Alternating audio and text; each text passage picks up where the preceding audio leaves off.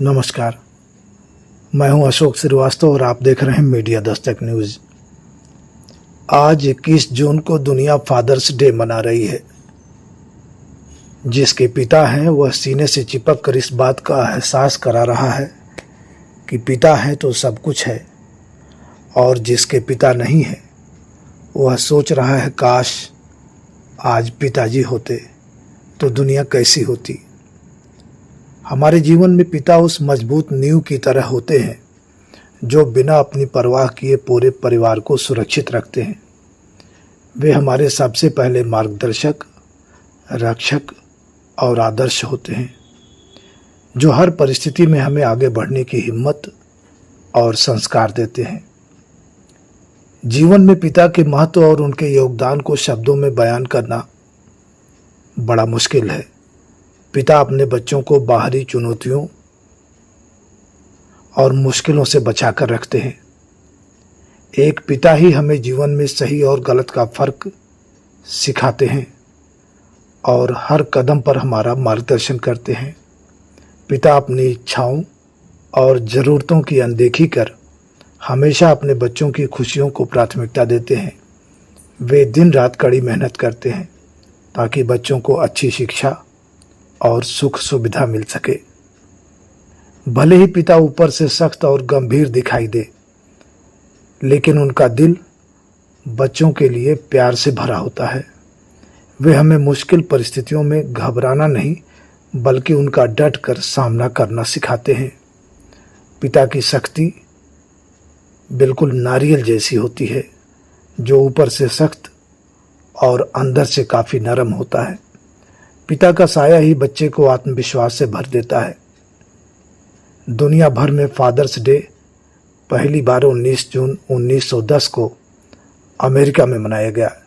इसकी शुरुआत अमेरिका की सोनोरा स्मार्ट डॉड ने की थी।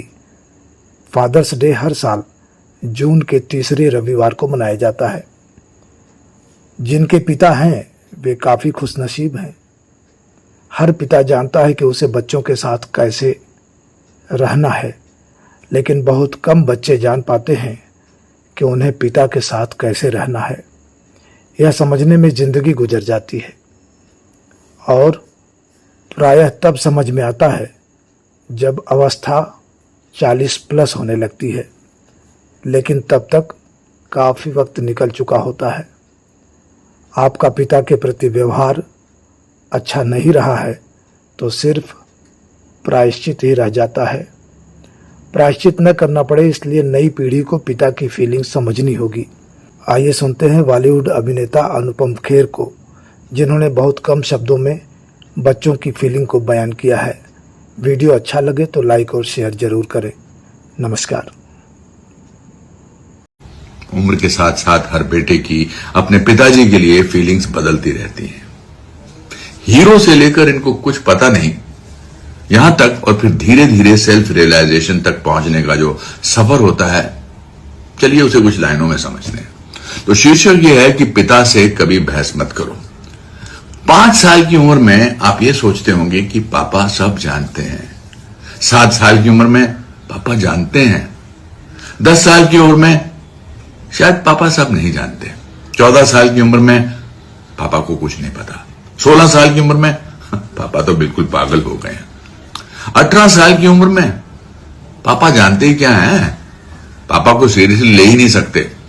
25 साल की उम्र में पापा सब बकवास करते हैं, मुझे पापा से ज्यादा पता है। 30 साल की उम्र में लगता है पापा कुछ बातें सही कहते थे, इस बारे में पापा से पूछना चाहिए। 40 साल की उम्र में हैरानी होती है कि पापा ने यह सब झेला कैसे। 45 साल की उम्र में पापा हमेशा सही थे। और 50 साल की उम्र में काश पापा होते, मैं उनसे कुछ सीख पाता। जिंदगी समझने में समय लगता है, पर पिता का तजुर्बा कभी गलत नहीं होता दोस्तों। इसलिए अपने पिता से कभी बहस मत करो, चुप रहो या फिर हट जाओ वहां से, लेकिन उनके सम्मान पर कभी आंच मत आने देना, क्योंकि पापा सब कुछ जानते हैं।